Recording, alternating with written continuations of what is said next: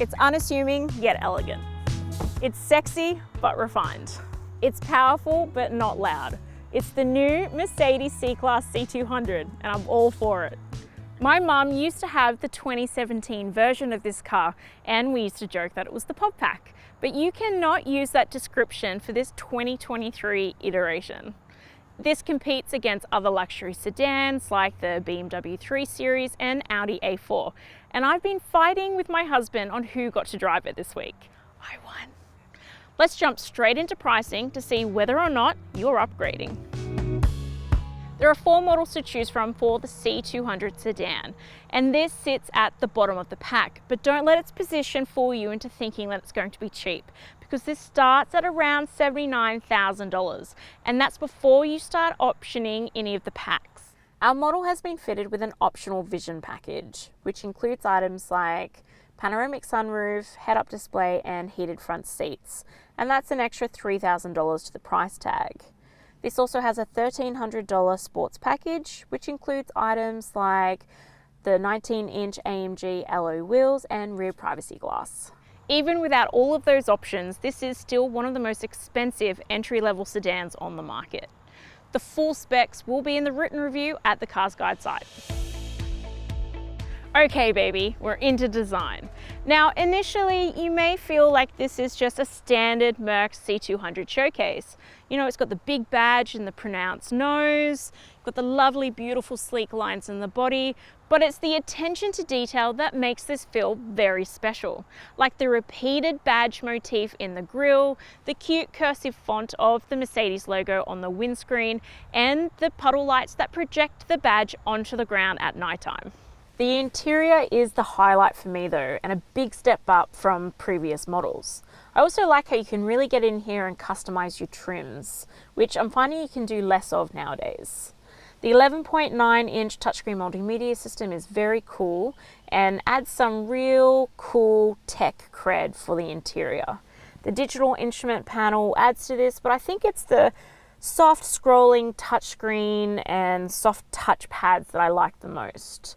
You know, little movements make big changes, and it's just a very chilled out interior once you get used to the operating system. So is the inside practical? In a word, yes. There's plenty of space up front and the seats feel like you're getting tucked in them, but they are very comfortable. They both offer lumbar support and under-knee support, which will be great for longer road trips and for drivers with long legs. And I'm looking at you, Richard Berry. The storage throughout the car is pretty average for a car of this size, but I was disappointed to find that there's only one USB-C port in the whole of the car. I did like though that the Apple CarPlay is wireless because it was easy to connect to. The steering wheel feels lovely under my hands and is well padded, and I love the little indents on the side. It just makes me feel a bit more in control. It did take a few days to get used to the fact that the gear shifter is the left-hand side stalk though. The ambient lighting in here is so good. And honestly, I don't know why car manufacturers don't put more of it inside, because it totally transforms the interior and gives it massive wow factor. The back seat's quite spacious and I enjoyed the legroom this week. The amenities are also pretty good, but not class breaking. I did like the hardened kick plates on the back of the seat, always practical when you have little ones around. You will notice the lack of that USB port though.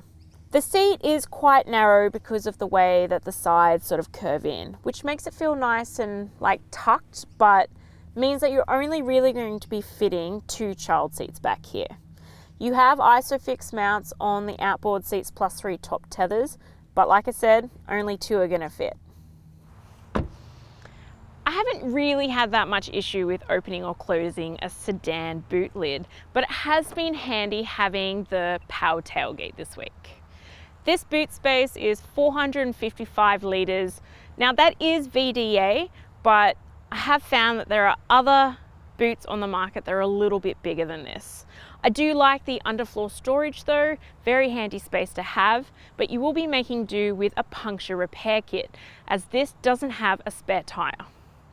I also really love the little safety items that Mercedes has back here, like the reflective triangle, you've got a first aid kit and reflective vests just to help you be more visible if you're ever on the road for whatever reason.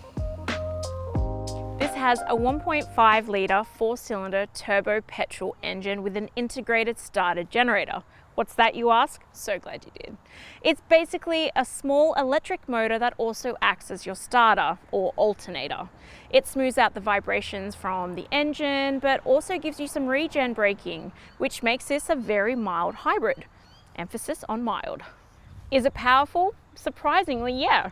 This has a maximum output of 150 kilowatts and 300 newton meters of torque. Combine that with that starter generator, and this is a little powerful engine that can do 0 to 100 kilometers in 7.3 seconds, with plenty of power in reserve. So it's a winner from me. The official combined fuel cycle is 6.9 litres per 100 kilometres. Real world testing saw my figure at 7.2, which I thought was awesome given how heavy I drove this on the open road and urban roads.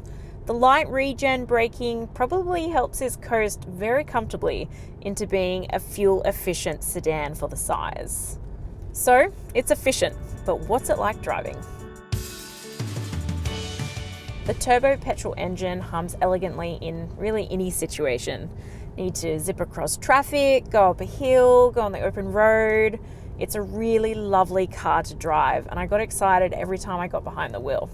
The 9-speed auto transmission is damn smooth, and there's no clunky gear shifting at any speed. This also has plenty of pickup in case you ever need to overtake. The steering feels solid and concise, and the tires feel like they're glued to the road, which makes tackling bends very fun. I also really love the 11-meter turning circle. It's mwah. The only thing I will note is the low profile ground clearance in this.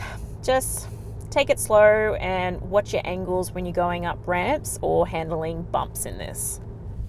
I really love how clear the optional 360-degree camera is in this, but the dynamic guidelines are super dynamic. They actually turn the angle of the camera, which was honestly just a little bit too trippy for me, and I relied on the full view mostly all week.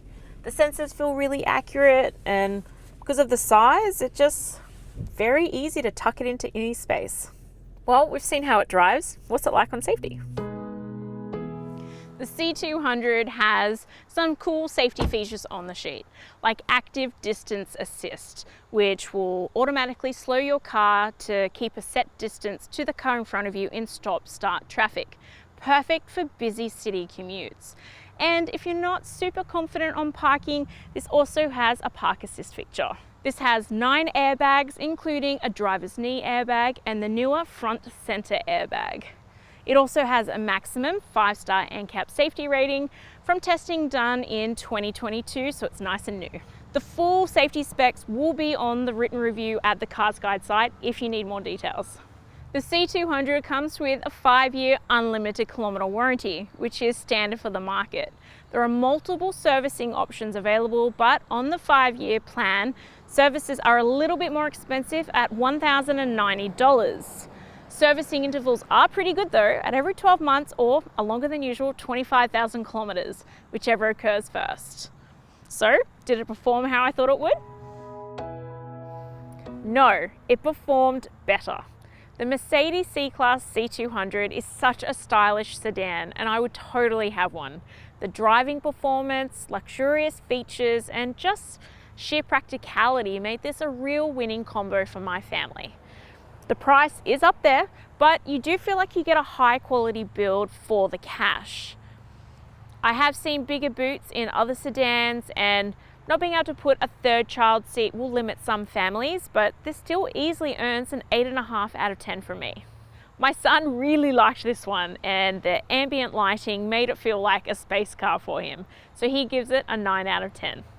If you're after more details, check out the full review at the CarsGuide site. The link will be in the description, and I'll see you next week.